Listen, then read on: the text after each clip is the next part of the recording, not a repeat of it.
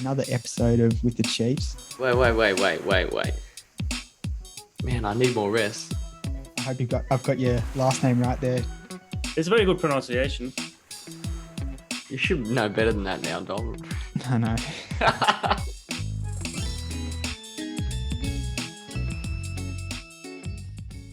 Okay. All right. Welcome back to another episode of With the Chiefs. This week is a special training update as we're going to recap the Melbourne Marathon, which was scheduled on 2nd of October. Thankfully for listeners, it won't be just me rambling for the entire episode because we are very lucky to be joined again by the legend Chris Ford. Chris gracefully ran the marathon in 2 hours, 59 minutes and 13 seconds, breaking the sub-3 barrier.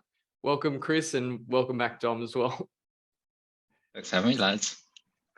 Great intro, Luke. Welcome, Chris. Thanks. Dom, maybe we'll start with you as a recap because, I don't know, just chuck it straight to you. Yeah, sure. I'll keep it quick because, I want to hear from you guys. But, the sort of structure's been pretty similar since I've been getting coached by the Distance Collective. So Monday is a rest day, Tuesday 45 minutes, Wednesday midweek long run. So this time I was thinking that the run was going to be a bit shorter than it was. So it's meant to be an hour and 45 minutes. And I got home from work. This was before daylight saving, so it was pretty dark. Put a headlamp on and hit the trails. Went along the trails all the way to Lanco National Park and up all the way to the top of Lanco National Park and back. But it was like dark. There was like heaps of spider webs. I rolled my ankle a few times. It was like muddy. I was just not really having a great time.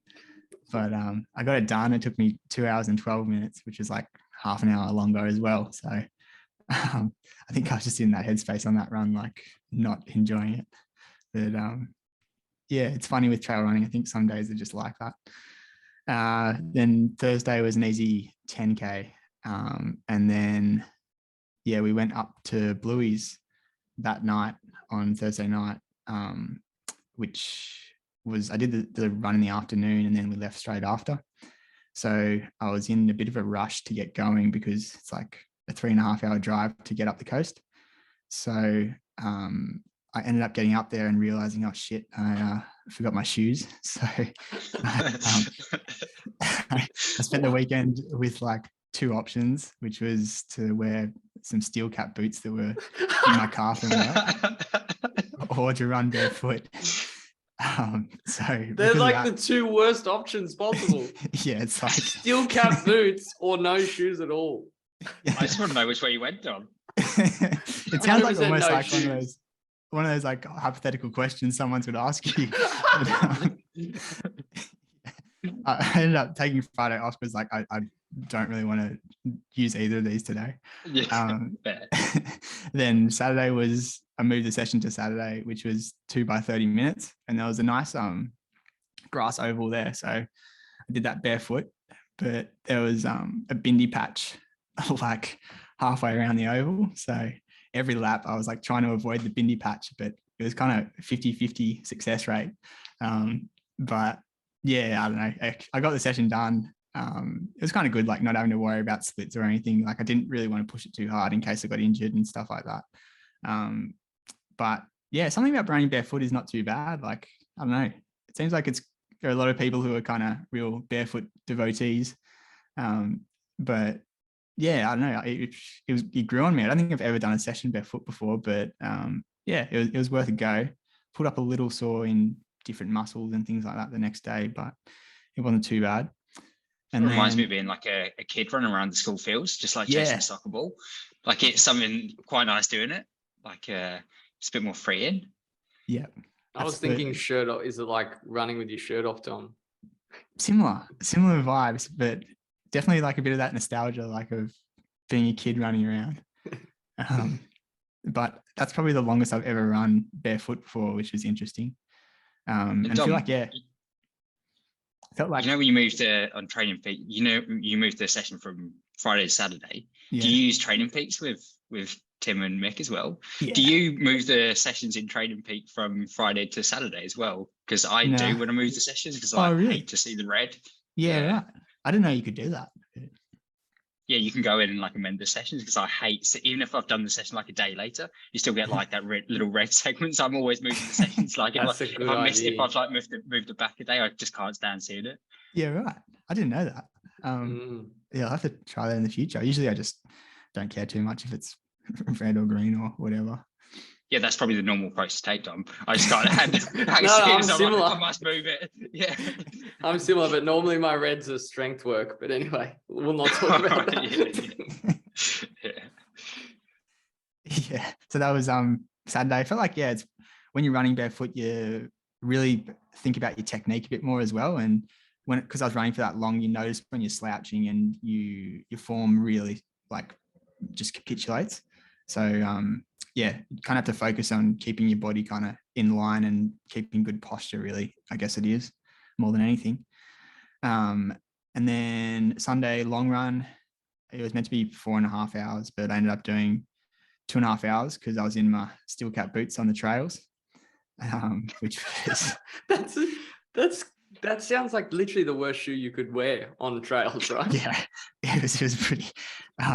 It was hardly even running; like I was shuffling along, pretty slow. And did anyone see you? Just like running through the woods and some steel toe cap boots, just kicking some trees while you're at it, getting some use out of those boots. I don't know what people would have been thinking. Yeah, my hips got really tight though from that because you're just clonking around in them. And I fell over, I think, like 3 or 4 times, but they weren't really big stacks because you're going so slow. But yeah, that was the Sunday long run. And yeah, that's the week, I guess. But yeah, I was also surfing a lot up at Bluey's as well, which yeah, takes it out of you. Like you start running and you just feel exhausted anyways. So yeah, a good week and yeah, kind of a good reset not to be stressing about running too much because of the other stuff that happened. But yeah, right. Well, how long until a few more weeks? Yeah, race? October 28th, I think. Yeah, okay. So, like 3 weeks, 4 weeks. Yeah. How are you feeling in general at this stage? Yeah, I don't know. Like, pretty keen just to like have a good day out there, and I've kind of stopped worrying about performance and things like that. Yeah. I think that trail running, there's just so much stuff that can go wrong. So from past experiences, it's probably a good thing not to be stressing too much about times and whatever. Yeah, okay. Looking forward to it. It's been a long time coming, so should be good. Yeah, maybe just pack some trail shoes, Dom. Otherwise you'd have to wear those boots again. Solomon, I don't think makes steel cap boots, but anyway. Oh dear, oh dear. What about you, Smitty? How's the taper week and the big dance? Taper week was really like a steep taper. I think I did a session right up until a week before on the Sunday, which was still pretty solid. I can't remember what it was or if I've talked about it. This should come back to a bit of classic preparation, but we'll get to that at one stage. I think it was 4 by 6 minutes off the top of my head, but it was still solid. That was the Sunday before. Then it was literally just easy jogging for most of it, 30 minutes to sort of 60 minutes with no intensity really, I don't think. Geez, I thought I was just going to talk about the marathon. I've literally completely forgotten what happened in taper week. Hang on. Yeah, it was just easy jogging. It was just easy jogging. I was actually pretty toey to do. I think for the other marathons I've done some form of a taper session, but I don't feel like it was. Yeah, I don't feel like it was necessary, and I think it was better to be a little bit more undercooked than do anything the week before. But yeah, definitely was carrying a lot of anxiety into the week, I would say. Just nothing like nothing crazy, but just it was always in the back of my mind. Just thinking about the race. Yeah, it's good. I think I can't remember who I was talking to. Like, I much prefer, but it's almost like it keeps your nervous system on edge. And it's like, especially towards like the actual race. I remember walking because it was daylight saving, so it was a little bit earlier when we woke up. And I woke up at about 5, which was really 4. Anyway, walking out to head towards, because we were staying in the city, towards the MCG. People were coming back from their nights out. Like there was lads like scattered everywhere on the streets wearing shirts. I was like, hang on a minute, these don't. Oh, nights out. Yeah, I remember those.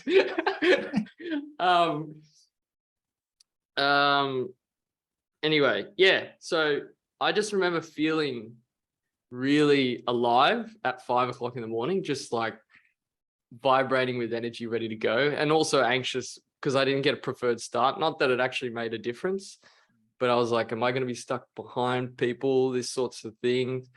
But it ended up being fine. I got there way too early. I've never stood on sort of the start line for 45 minutes before, but did that. Wasn't fun. It was a bloody long 45 minutes just standing there. But thankfully, I think Arthur was there, had a chat with him, and also Brett, who I met in Melbourne, really nice guy.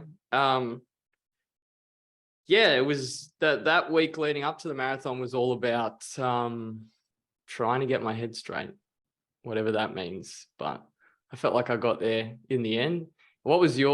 How were your nerves, Chris, before, like the week leading in? Do you feel anything like that, or? It probably actually started 2 weeks out before the taper probably kicked in. Like I was just feeling really fatigued. And I guess this is my first time like actually having like a proper marathon training block. Yeah. And I can't believe how fatigued I was feeling on like the last couple of sessions. Like the 2 weeks before, like the Saturday session, I think it was like 4 times 5 minutes at like marathon pace, and I couldn't even sustain it for like that long. And I was a little bit worried like what it was going to be like. So I messaged Tim from the Distance Collective, just said like, I'm feeling like pretty tired. Is this normal? So he pulled a couple of things out in 2 weeks before, like leading into the marathon. So I went real light, and came fully back to life in that final week. Like had so much energy on race day, so it really did work. But nerves were pretty fine in that week leading up. My sessions were, I didn't have any sessions, they were like easy running, but I just tried to be around, like I still went to turbo runners even though I wasn't doing the sessions, just to be around people and try to stay out of my own head a little bit. Good idea. The funny run I had was the day before. I don't know if you had like a little shakeout run, but I had a 20-minute run, and I was in my hotel room looking at the gels I bought, and I'd accidentally bought like all caffeinated gels, and we only had like 1 or 2. And I was like, oh my God, I can't take these. Otherwise, like my heart is going to be pumping out my chest. So I was like, hey, look, you got a 20-minute shake-up run. I was staying in South Bank. I was just like run into the city, find a Rebel Sports, buy some non-caffeinated gels and just use that as your run. So I ran into the city, went to the first Rebel Sports, like, oh, there they are, the goo gels. They sold out of all of them, apart from the caffeinated gels. So I was like, oh my God. So I was like, let's have a look at the other Rebel Sports. Went to another one, same deal. I went to 3 Rebel Sports, all had caffeinated gels. So my shake-up run was just like going to all the Rebel Sports in Melbourne City to try to find caffeinated gels, but non-caffeinated gels, but I wasn't able to. So I got back to the hotel room, and normally at that stage I get like really like antsy, like something's gone wrong. This is it. I'm gonna fail at the marathon. I'm gonna like have a heart attack. But I was just like, hey, just breathe. You just got to deal with it. So I just ran with caffeinated gels, and it was all right. But the end of the marathon, I was sort of buzzing my tits off and unable to put like a proper sentence together. But I finished without having a heart attack, so it was okay in the end. But yeah, how many caffeinated gels did you have? Well, I had like a large long black before, like waking up. So I had that in my system. And then I had 1 gel before, and then 1 every 30 minutes. That's probably, I don't know, 7 gels. Wow. That's a lot of caffeine. Yeah. I didn't come down until like 8 p.m. that night, and when I did, it was a big crash. Yeah, I right. did the same Okay. thing as well. When we did the time trial in Penrith during COVID, I Yeah. stinged out and just bought caffeinated Morton gels because I bought the big box online and I didn't want to buy 2 big boxes because they're Yeah. expensive enough. Yeah. So yeah, I had all caffeinated gels, had a coffee before the race, and then we went to a cafe after, and for some reason I had a coffee then as well. I was just buzzing, and my heart in the last few kilometers was like, Yeah. I thought I was gonna have a heart attack. It was crazy. Yeah, Was I probably that wouldn't recommend that. was Yeah, absolutely not. Penrith Lakes? Was that when we ran with when they did the half marathon as well? Yeah, Yeah. Okay. I didn't realize you had all caffeinated gels. yeah. Maybe that did it as well. Yeah, I would think when your body is literally about to collapse at the end of the marathon, it probably doesn't want that much caffeine. No, it No. keeps your heart going. It's good. It's definitely not good for your nerves though. Like the pre-race Oh, anxiety yeah. as it is. Then when you're like pumped full of caffeine, like Yeah, that's there's all true. sorts of thoughts go through your head. So yeah, wouldn't recommend. Normally I have like 1 or 2 like during the race just to perk me up, like that little extra boost. But Yeah. just caffeinated probably was not ideal. But Yeah. just Did you have to- have you tried the Morton gels before?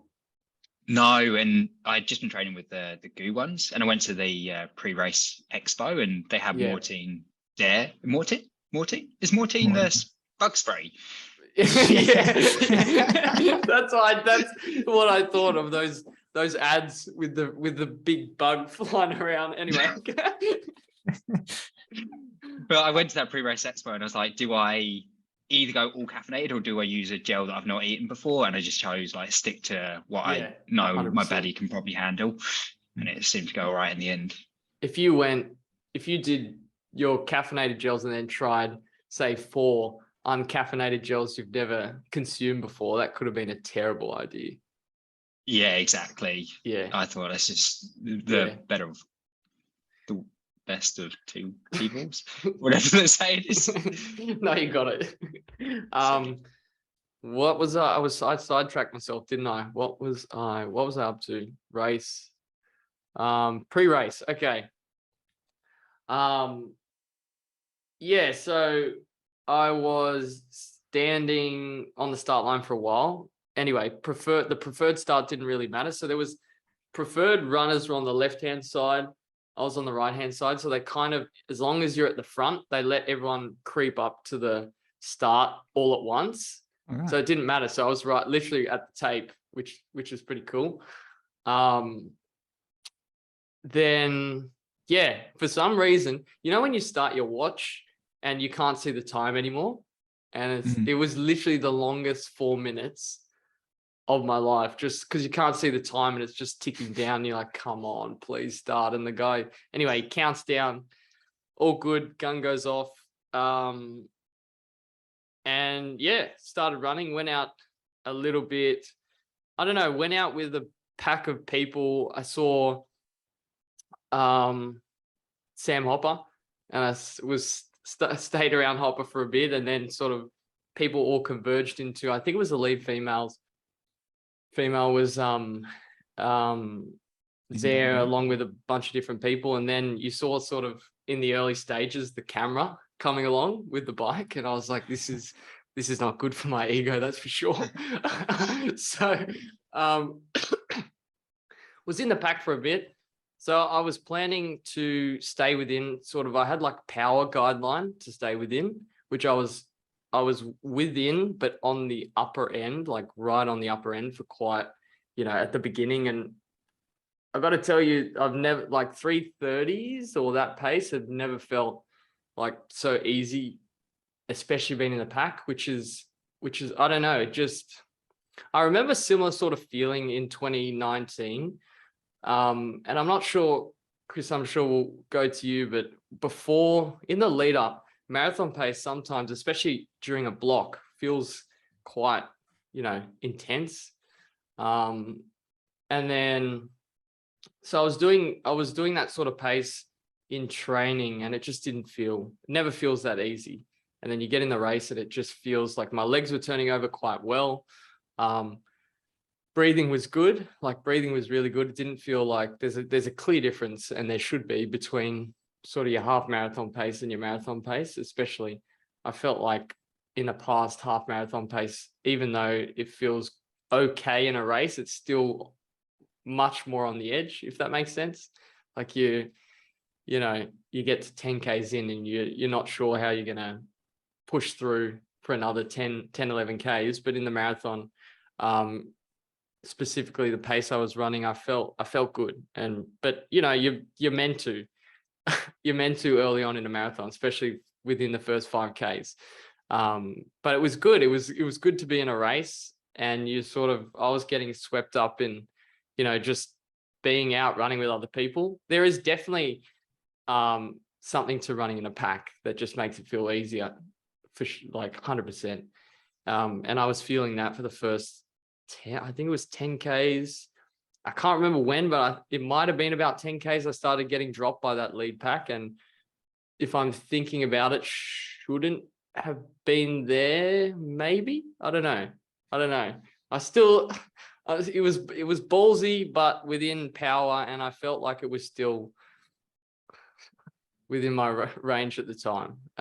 Obviously, as you'll find out, it wasn't. I just,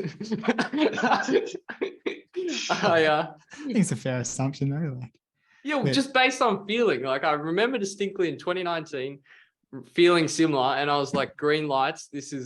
We're good here. I could maybe hang on to this pace, and sort of, even if I fall off, I won't fall off too bad. Was the feeling I was getting. Anyway, about 10K in, geez, in the intro, I really said I wasn't going to ramble, but I'm just gonna go with the flow. Then let me get my little. When was did you notice any of the splits, and think, oh, that's a bit quick? Well, that's a good question, because I was following power and being somewhat greedy with power, because I was on the upper end for the average of, I was splitting it into sort of 50-minute blocks, call it. Okay. So I was on the upper end, and I knew so it was telling me average pace, but it wasn't ticking over kilometers, if that makes sense. So it was telling me first 50 minutes, it was 329, 330 average, but the GPS was a bit off. So I thought, it might be, but between 330, 333. But again, up until 10K, I felt okay. Chris, do you remember when we sort of peeled off and there was a really long stretch? I can't remember when that was. It was after 10K, and then it's between, I think, 15 and 25, wasn't it? Yeah, maybe. I don't know. It becomes such a blur, hey. I remember you run one way, turn round, and then on that way back, that's when you hit the halfway mark. Yeah. You hit the half marathon. Yeah. Okay. So that stretch felt like forever going out, because it was sort of, even though, okay, another thing, the weather was great. The weather was perfect, but there was a bit, I don't know, it was probably excuses all coming into my mind in the early stages, but it felt a bit, you're sort of in the wind a bit going out, and also slight, not really incline, but that just felt like forever. Came around, and then, like you said, Chris, that's heading towards the halfway point. So then I started to get a little bit worried, because the legs were getting quite heavy. And then, hit 21.1 half marathon, split 74:10, which is very ballsy for where I'm at. Like, I checked the watch. Yeah. I did. I was like, oh God, this could be. Just because I know where my half marathon PB is, and I know that I've run sort of 80-minute threshold, 80-minute marathon tempo in training, and it wasn't that fast. And I was starting to feel the fatigue at that point. Not that I was feeling like I just ran a half marathon effort and I'll need to stop soon, for example, but I was a little bit concerned. So between the half marathon point and about 25K, I started to slow down to sort of 335s to 340s. And then I would say this is for me when the negativity kicked in a little bit, and I wasn't really prepared for how much the pain starts to feed those negative thoughts severely. Like, for example, haven't gone too much past that in training. And then, 25K, when you're starting to slow, and also you just know you have so much more to go. Like another 15K, when you're starting to slow down and starting to really hurt, it feels like an eternity. So that was one of the lower points of the race. There was definitely a lot of high points early on, up until between 15 to 21Ks. Then I don't know. It was not. I wasn't feeling fantastic after that. But yeah, so 25. I think that's when you're on your own, Luke. Do you think that's when you? Good point. Yeah. I was running at that solo. stage you're having to like look at your watch a little bit more often and be in your head a bit more. Yeah, 100%. Yeah, that's a great pickup, because I was running on my own. And that's another thing. I was talking to Sally after the race, and she kind of mentioned, it's not easy to run on your own. There's a big difference when you're running in a pack. So I was running solo from when I got dropped by the lead. So sort of those 230 runners converged and pushed ahead is when I got dropped. And there was no one else for quite a while.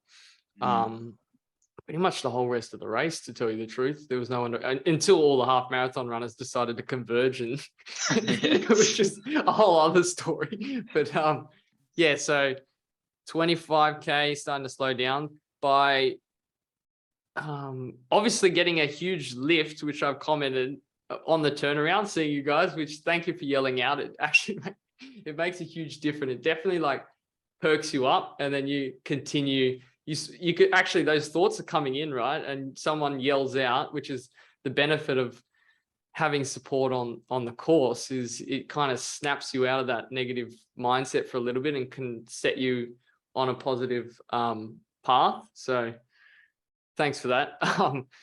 Even just like I was wearing my turbo runners top, but like people who have no idea who I am or turbo runners, it's just like, go turbo runners. And like that feeds you. Like, even though they obviously have no idea who you are, but like that just snaps you out and like gives you that bit of a distract you for a second, and you can get back to getting at it. Yeah, absolutely. It makes a big difference. It definitely makes a big difference. And having Sally was there on the course as well, which made a huge difference. I caught up with some friends who the day before, and they realized I was running, and they're from Melbourne. They actually came out on the course and were riding around to different stations. Cool. They had a little sign saying "Go Luke." It definitely makes such a difference. All runners, I think, get the same sort of feeling, that you really appreciate the support, especially when you're starting to hurt and the doubts kicking in. 30K. Okay. This is when I started to slow down a little bit more significantly, and still in the back of your mind, you're kind of like, there's still a long way to go. I don't know how I'm going to run another sort of 12 kilometers. And then I probably should have the splits up, but yeah, the slowdown was getting worse, but still manageable. Yeah. Still manageable. It looked like you still could be like within range to go, I don't know, maybe sub 230 or 232 or something. Yeah. I think towards but definitely between 30 and 35K, I kind of abandoned.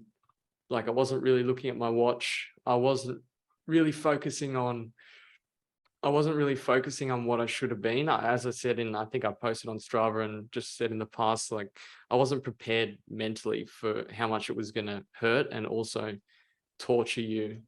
I hadn't done a marathon recently, and there's not much that can prepare you. You probably want to be going, you wouldn't want to be.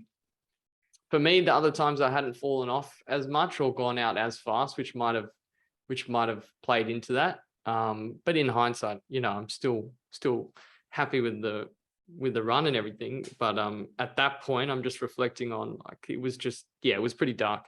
But 35K, I actually started having issues with my Achilles, and it wasn't bad, but it was enough to make me think, like, mate, you don't want to get injured. Come on, just pull out. You'll be fine. I think my mind told me that like 10 times. Pull out. And I was slowing and like hobbling for a little bit. But thankfully, yeah, my mother would have been incredibly disappointed if I pulled out of the race, and I had that in the back of my mind. She'd be like, even after the race, she's like, Luke, that would have been it. All right, that would have been it. And I'm like, Jesus Christ. But definitely didn't want to pull out. After I thought about that, I was like, look, even if I hobble in, I don't do this for a living. Like, I want to finish this race. I don't need to, even if I come in at whatever time it is, if I have to walk it in, I'll walk it in. So I think I got a little bit of hope after that, as in just accepting that I was going to finish it. And then, yeah, basically, I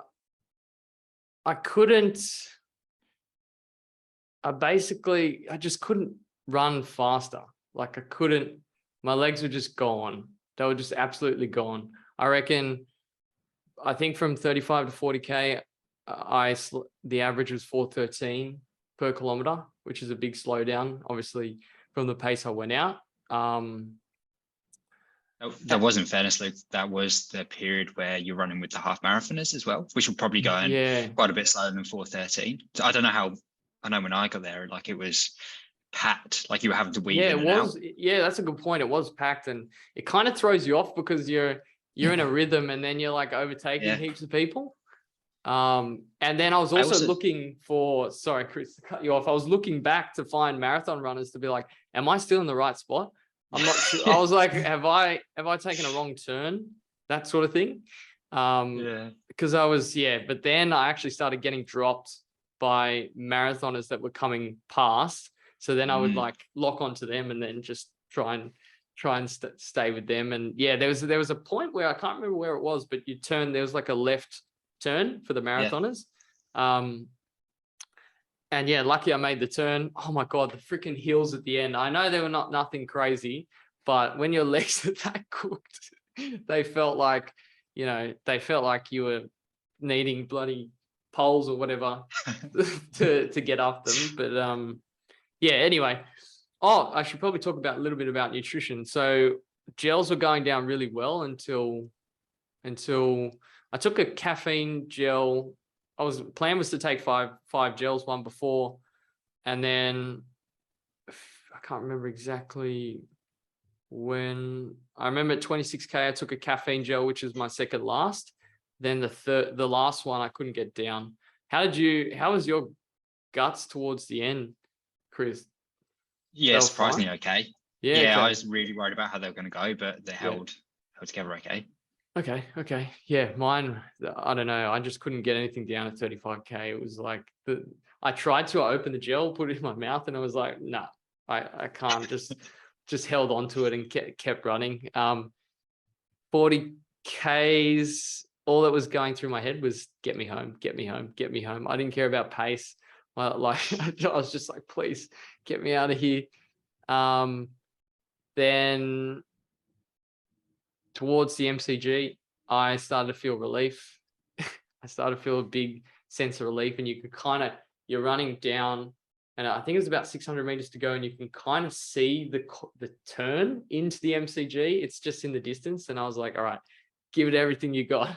Still good. Just got there, came into the MCG, and it was it's pretty incredible scene. It's like such a great way to finish a marathon. And then the whole race sort of hit me. I was obviously in a lot of pain, but also feeling a lot of joy and relief and gratitude that I was able to finish the race and not get too, even though my mind definitely got the better of me overall in the race, I would say. But I got there in the end, and I felt a deep sense of sort of, call it gratitude, that I was able to just finish and not pull out, and still ran a good time, and was still proud of myself, basically. And that's it. Crossed the line and saw Mum. She was there filming, walked over. She's like, "How do you feel?" There's actually footage, I think. Yeah, I said I was cooked, put my head on the stand, and then walked around the corner, got my medal. Like you said, Chris, hobbled, like just waddled, trying to find some form of electrolytes to keep me going. And then, yeah, then that's it. That's all she wrote. Happy in the end, and yeah. And did you have a target time, Luke? And did you hit it? And yeah, so I had that's a good question. I was sort of feeling definitely the fittest I've ever been, and I ran like a good half marathon in Gold Coast, and did some good training leading in, like a lot of long tempos, a lot of that sort of work. And I was feeling good at, I think towards maybe 3 weeks out before the marathon, I was doing 80-minute tempo, and I ran like 75-10 in training. So and that pace was, I mean, it was hard towards the end, but that gave me confidence that I might be on to sort of be able to have a crack at 2:30.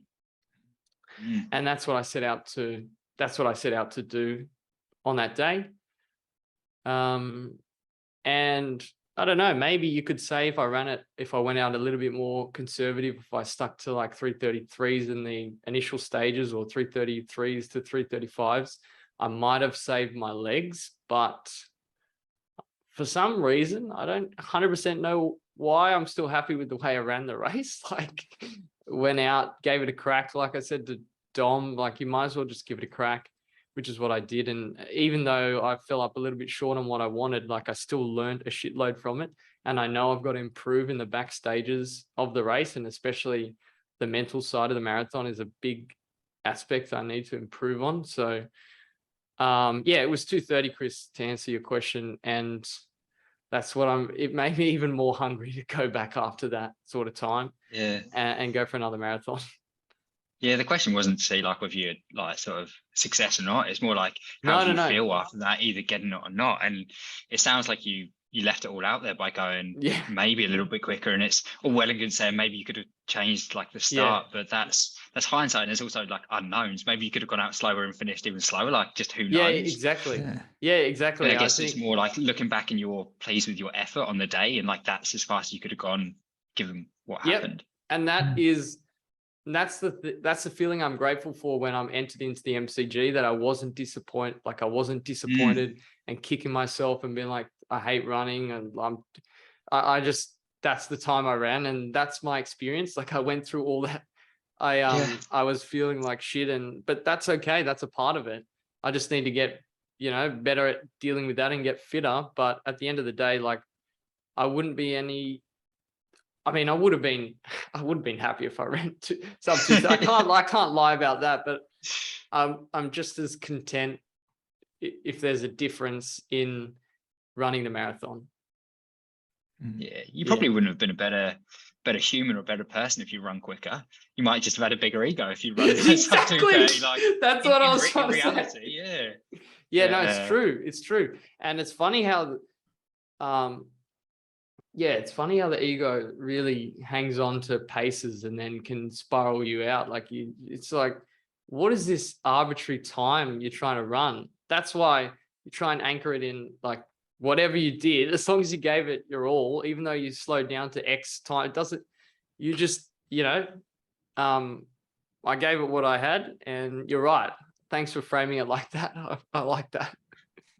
It's like I've gone into the office this week, and predominantly non-runners, and they're all like really nice and supportive, and they saw my time. They're like, well done, that's amazing, like under 3 hours. And like, that's great, because I'm around lots of people who can't run 3 hours. But then like, I jump on this podcast and you're both like much quicker than me. And like, does that then change my view on how I did at the weekend? Like, depending on who I spend time with? That's a dangerous should you just thing. actually, it is so dangerous. Yeah, because you ultimately just want to, I remember when I first started running with Dom, and we were running a 10K, the Sun Run, and I was just as literally getting the exact same feeling as running sub 45 in the 10K as I do in sort of trying to go after some of the more recent times. It's really what you learn is, even though your ego wants to attach to that, it's just about the personal growth. And almost like I was reading one of your Instagram posts when you did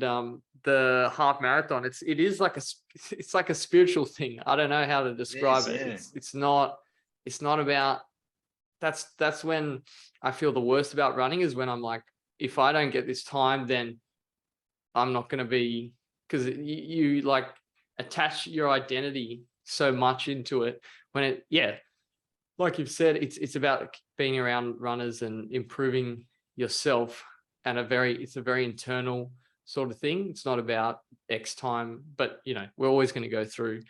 It's always going to be a part of, as long as we have an ego, Sure. which we all do, it's always going to be a part of it. But anyway, that's my long rambly recap. What about you, Chris? Tell us about your race. Mine might be less long and rambly.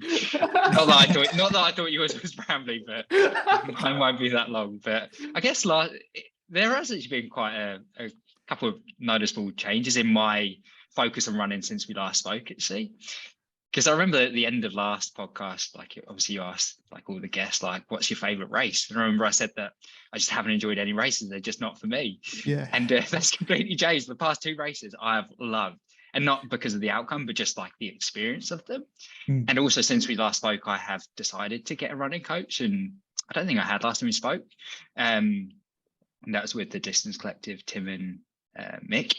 And I was like so unsure about whether it would just take all the fun out of running for me, and I just wouldn't be able to run when I wanted, or at what pace, or with who. And there was definitely a bit of resistance when I first started getting programmed by them.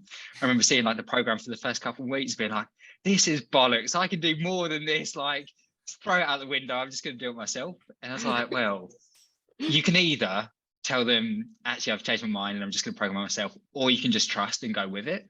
So from like the second week, I was just like, let's just go with it. And I pretty much did every session that they programmed, other than if I was sort of unwell with COVID or whatever, but I got through pretty much everything. But my A race was always going to be Melbourne Marathon. And I said to Tim, I was like, how do you like set your goal? Because obviously, like, I feel like I'm roughly fit enough to run around a 3-hour marathon, probably like 5 or 10 minutes either side, probably not 10 minutes under, but like 10 minutes over for sure. But I was like, how do I just go sub 3? Because everyone's asking, oh, are you going to run sub 3 at Melbourne? I was like, I don't really just want to set an arbitrary goal.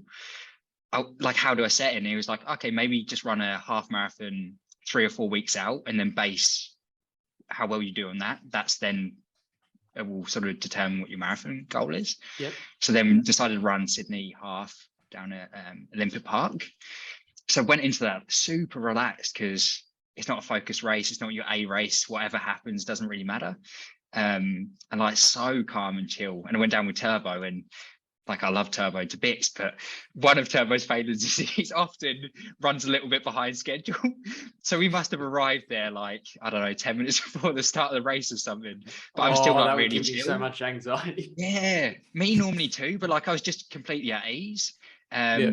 Started the race, and Pat Mack and Stu Dono were the pacers for 1 hour 25. So I just got in behind them, ran with them for most of it, and then pushed a little bit at the end and came away with 83 minutes, which was for me was like a massive like 6-minute PB. I was like, wow, this is incredible. And then I was waiting to see off the back of that, like what Tim would set as my Melbourne target. And then it just happened to be a sub 3 hours. So I'm like, oh, after all that, it's sub 3 anyway.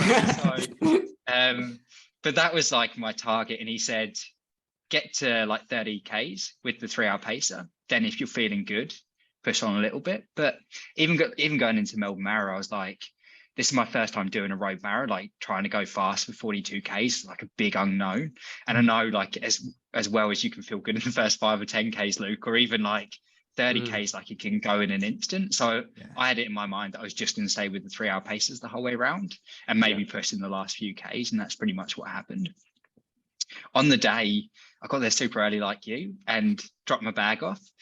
And then the queues for the toilet were just unreal. Like I had to queue there for like 45 minutes. I'm like, I'm so hydrated and I'm dying for a piss. And I'm thinking to myself, should I just leave the queue, go in a bush? Like, what if I get arrested before the marathon or like whatever happens? So I ended up queuing for ages and then got to the start line maybe like 10 minutes before the start. Yeah. I was like, trying to stay relaxed, but like I still want to go and find the 3 hour paces. So like squeeze my way through the crowd and managed to get to the front okay.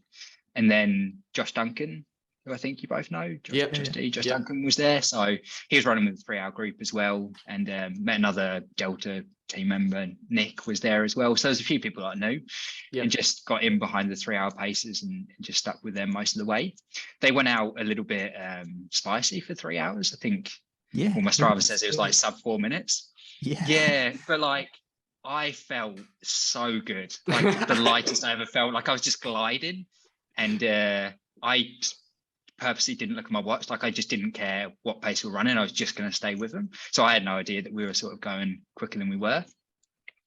And just hung on with them. And it's my first time ever running in like a proper pack. And I remember just being at about like 15 Ks on that big long straight. And I was like right in the middle of about 20 runners.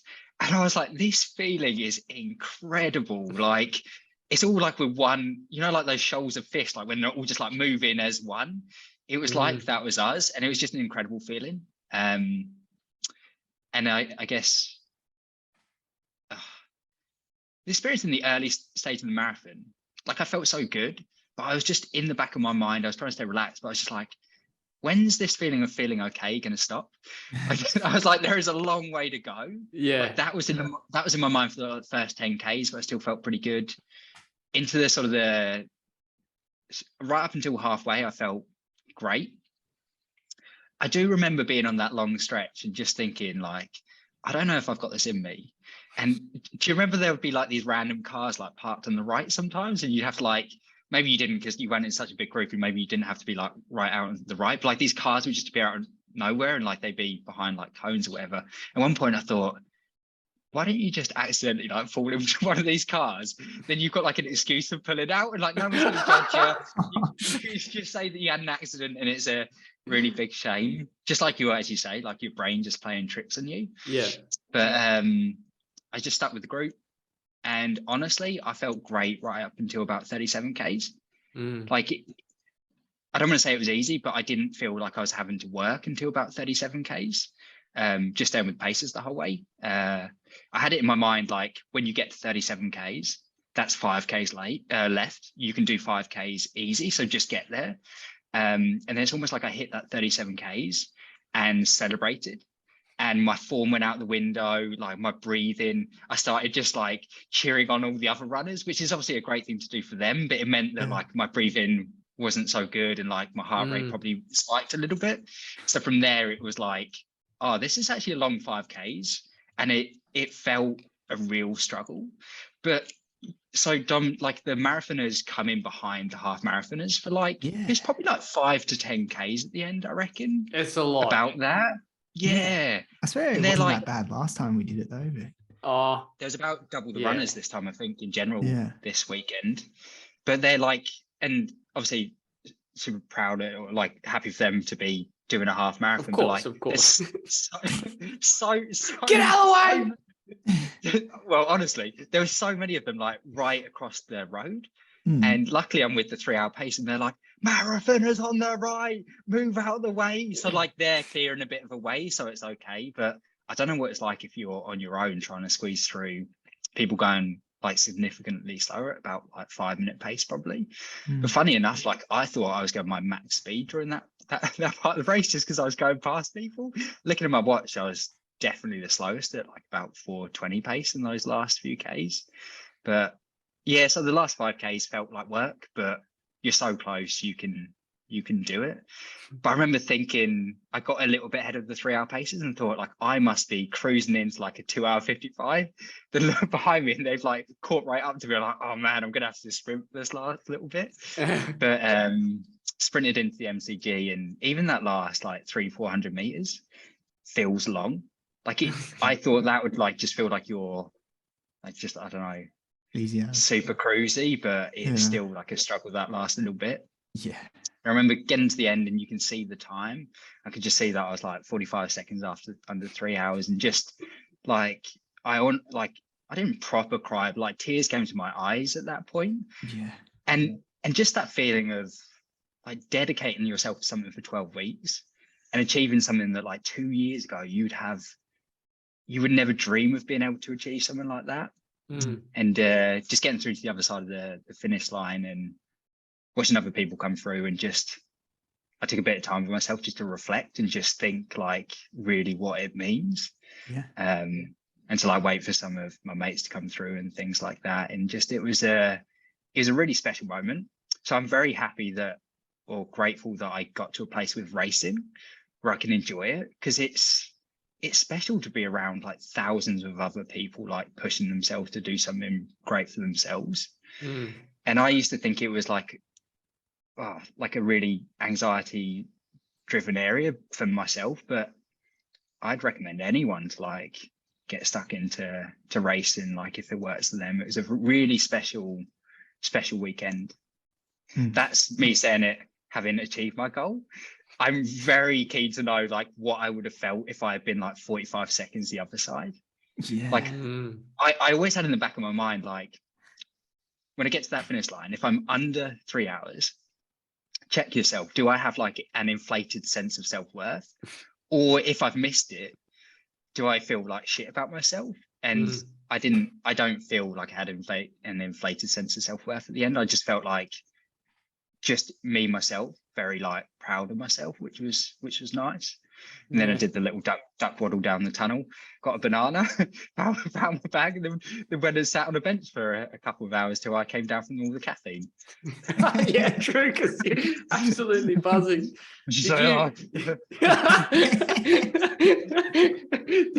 just like double high. But anyway, did you try to write text messages, just like you can't see the screen, like everything's blurry. Did you did you have any of those? So you didn't have a big slowdown then. You sort of kept the same pace throughout the whole, you stayed with the pack the whole way, like you were saying. And then, so when you say that it didn't hit you till 37 Ks, was there like between 30 to, was there any point where it was noticeably more painful, or honestly not really? Honestly, not really. And we didn't run a consistent pace. They actually took us through the first half about a couple minutes under time.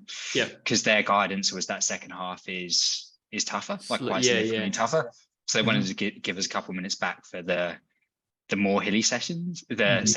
Yeah. Describing them as hilly is definitely overstating the elevation. Like I reckon they're not hills. They're like the tiniest of gradients. Mate, they are literally like just climbing vertical. It hurt regardless. It really did hurt. And what made you want to get a coach? Was there anything in particular? Do you remember anything that stood out? Or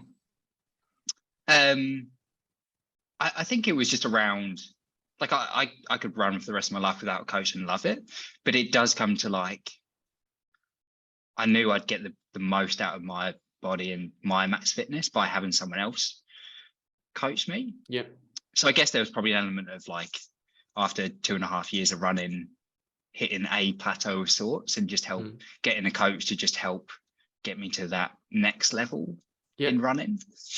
But it's come with so many more benefits than I thought. Just finding like Tim and Mick, I don't know if you've got the same experience, Dom, but like they're not so much about numbers. They're more about like how you feel and like what's important to you. And that really connects with me.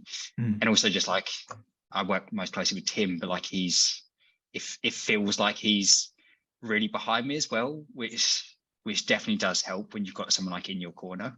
Yeah, definitely. I think they're pretty, they're good like that. Like they check in like every week and really like personable. Like I think it's that's probably the best thing about it. It doesn't matter like what sessions or anything you're doing. It's more just having that support, I think, is what I've found the best. So what was the biggest change to your training in the build up compared to before when I used to yeah. So what was Probably that transition like?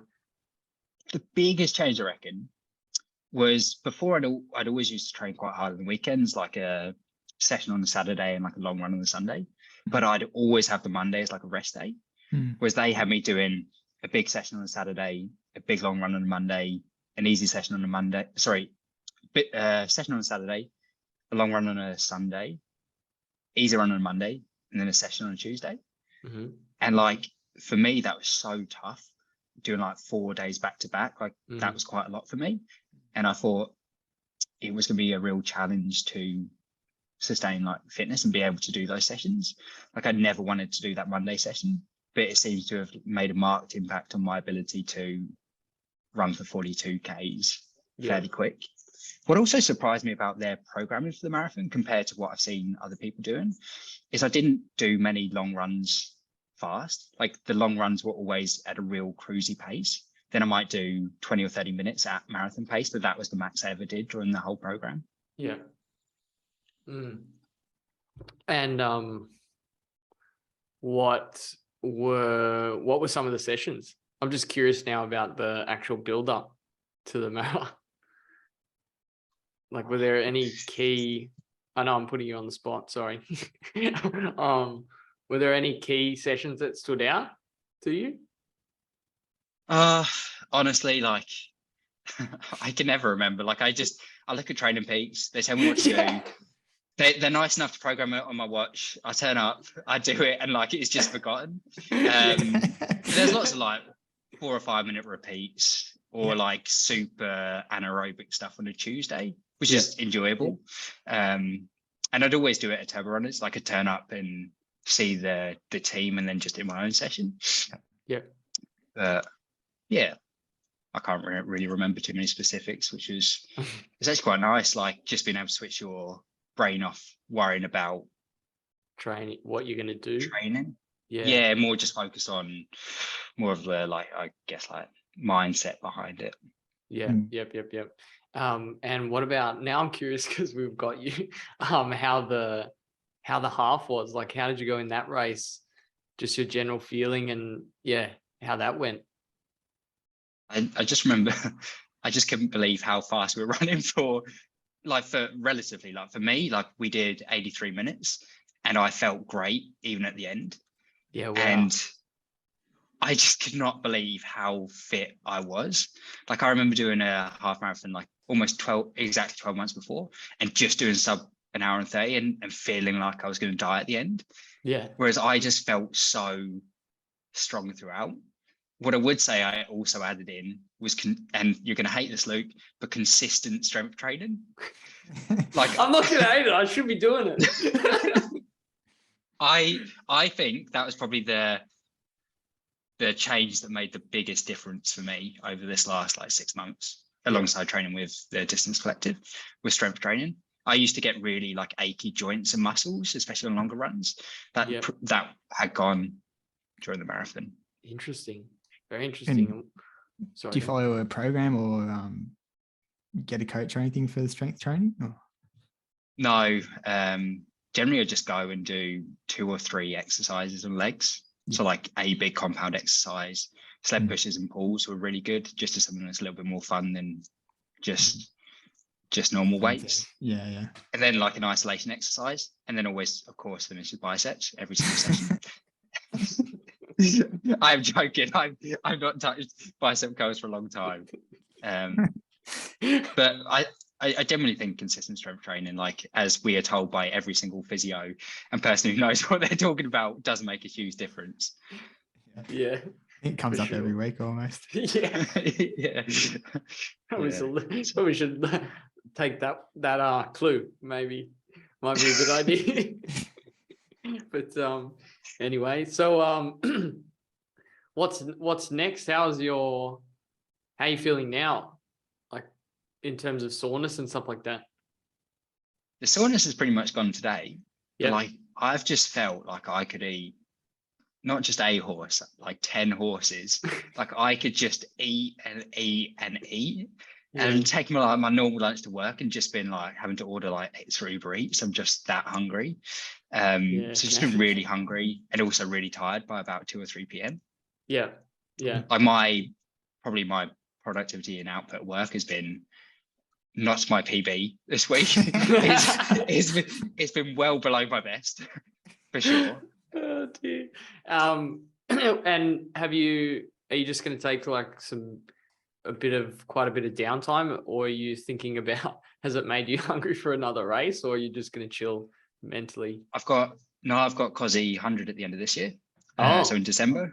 Yeah, so I've got this week off running pretty much. Then it's into hills and trail runs, which I'm super excited to get back in the trails. Like I've missed that sort of hit of nature every Sunday. So I've already got one planned for the 16th of October, 2.5 hours in the trails. Okay. Oh, brilliant. Okay, so this was part of the plan. Melbourne's just a stop off. Melbourne was the big race. Like the trail race is like, it's just around the experience. I don't care about time. It's just get from A to B and see what happens in between. Yeah. Okay. I think, it seems like that's kind of the attitude you want to have going into a trail race. I don't think you'd enjoy it much if you were worrying about time the whole time. Like, I know from past experience, I've found that, there's enough to kind of stress about already when you're on the trails racing. So forget about that stuff. Is UTA going to be your second big trail run? Race on?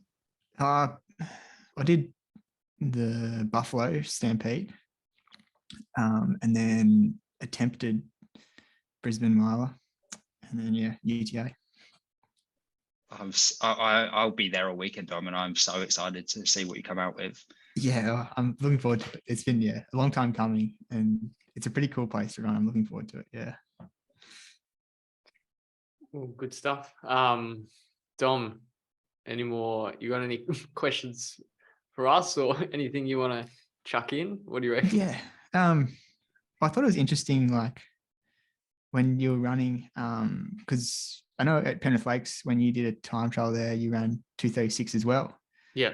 And did that ever cross your mind in the race? Like I could run like a bit quicker than that, or like I felt like if I was in your sort of shoes, I would have been like, shit, I can still run a PB here. Like, let's go. Get after that. But it's a good question. And honestly, I didn't think I was gonna run 2:36. Yeah. As you can tell, Dom, when I start adding up 10 plus 6 on my iPhone calculator, I'm not quite good at maths. So I based a lot of that race on the fact that I was slowing down and thinking, like, I don't know how slow. 4 hours or something. Not that off. But I just stopped. I got to a certain point through 30K or whenever that point was, when I started to lose it a bit mentally, where I kind of just disregarded all previous races, and I was like, I just need to get through this. But then it comes back to that feeling at the end, even though I ran the same time 2 years ago, pretty much, like actually missed out on a PB by 7 seconds, which is a bit grim to really think about it now, I think. But I didn't really care. Like, I know I'm fit. I feel fitter than that. And I know with another 12 to 16 week block, especially now, I'll go transition into doing some speed for I actually caught up with Sally today, which was good, talking about bit of speed. We agreed on doing sort of like 5K training, and then I'll go into another block. But even the time I ran, I'm happy with it. But I know, just based on how I'm fitter than I was 2 years ago for sure. And I just haven't gotten that last part of the race right, whether or not it was the extra mental preparation or stuff like that. But I wouldn't say I felt disappointed. or that played on my mind, and it could have been a combination of I was just too cooked towards the backstages to even think about it. But yeah, I think regardless of like whether you hit your goal or not, like it's just such like a big ordeal to go through. And yeah, you train, like Chris was saying, like you trained for 12 weeks for this Yeah. day, and it's more than just the race. It's like the whole training block and everything. So I yeah, think that you have to feel like, I don't know, pretty proud of yourself regardless very of hard. what happens. Yeah. It's very hard. Even if I was thinking about it, even if I had an issue where, because I was having not stomach cramps, but like I got a stitch and then I got worried. And then I was thinking back, being like, well, if I got a stitch that made me slow down to 5:30s or something, then oh my God. But I mean, even if you have those issues and you slow down for 40 minutes, it's the same sort of thing. You still get through it and get to the finish line. And I think I do like Kipchoge's saying when he says the marathon is like life. It's very similar to life. And you think about it, it's like heaps of ups and downs. It doesn't always go your way. Like it didn't go to plan as to what I thought I was going to run, but you just get through it. And even if it was 3 hours 30 or 4 hours, you can always reset and go again. But I think hopefully I'm trying to have a better perspective about running and just really appreciate it more for what it is. But yeah, it's a good question, Dom. It is a good question. Yeah, sorry, had to ask. Yeah. 7 seconds, eh? Ooh, I don't know how I feel about that. Well, actually, it's a official 10-minute PB, because that race wasn't official. So Oh wow, cracking. yeah, good PB there. Anyway, is that all she wrote, Dom? Yeah, I think so. All right. What yeah, well, there's no question to, well, is this now your favorite race? Was that your favorite race, Chris? No, it's still that Sydney half. There was Okay. something about doing it with Pat and Stu as the pacers. It was like super special. Yeah, Like that's right. Pat brings his own special vibes to any race. Oh yeah, So yeah. getting the privilege of running behind him for 83 minutes was something special that I'll never forget. Yeah. That was the first time I felt super chill and relaxed. So for me, that's my favorite race. Yeah. Yeah. No, both of them, they're such legends. Like, yeah, that would be pretty special. Yeah. Paddy Mack wasn't wearing his budgie smugglers that time. Unfortunately not. No, that would have made it even better. But he's fully clothed this time. Good stuff. Well, thanks for joining, Chris, last minute. I really appreciate it. And congrats again, even though it's not about the time. Congrats on sub 3. Yeah, that's it. Until next time. Thanks, guys. Thanks, Chris. Thanks, guys.